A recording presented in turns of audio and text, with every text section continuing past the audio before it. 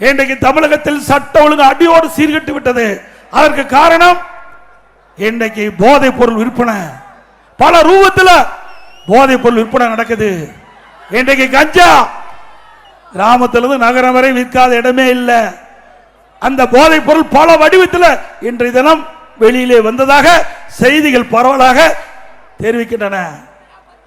அப்படிப்பட்ட கஞ்சாவை தடை செய்ய வேண்டும். அதற்காக ஒரு டிஜிபி இருந்தார். அவர் இந்த கஞ்சாவை தடை செய்வோம் என்று 2.0, 3.0, 4.0 போட்டு ரிட்டையர் ஆயிட்டார். கடைசி வரைக்கும் கஞ்சாவை கண்டே பிடிக்கல. ஏன்னா பெரும்பாலும் திமுக கட்சி நிர்வாகி துணையோடு தான் இந்த கஞ்சா விற்பனை தமிழகத்தில் அமோகமா நடந்துகிட்டு இருக்குது.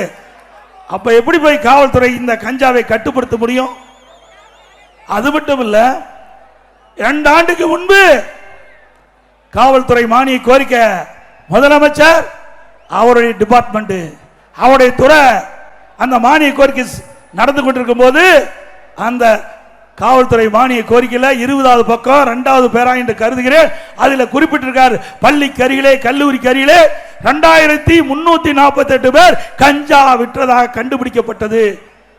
அவர் கைது செய்யப்பட்டது 148 பேர், கண்டுபிடிக்கப்பட்டது 2348, சிறையிலே அடைக்கப்பட்டது 148 பேர். மற்றவர்கள் எங்கே போனார்கள்?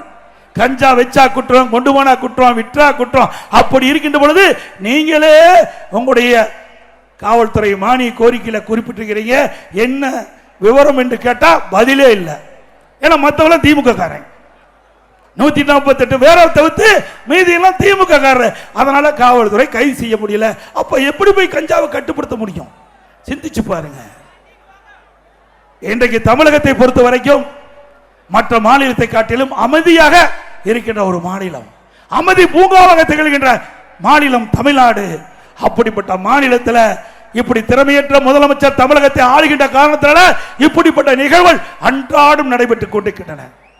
இந்த கஞ்சா போதை ஆசாமியால் தான் கொலை, கொள்ளை, திருட்டு, வழிப்பறிவு, பாலியல் வன்கொடுமை நடக்காத நாளே இல்லை. சிறுமி முதல் பாட்டி வரை யாரையும் விட்டு வைக்கல. அப்படிப்பட்ட கொடூரமான நிகழ்வு தமிழகத்திலே நடந்து கொண்டிருக்கிறது. இதற்கெல்லாம் முடிவு கேட்டுக்கின்ற தேர்தல் 2026 சட்டமன்ற தேர்தல்.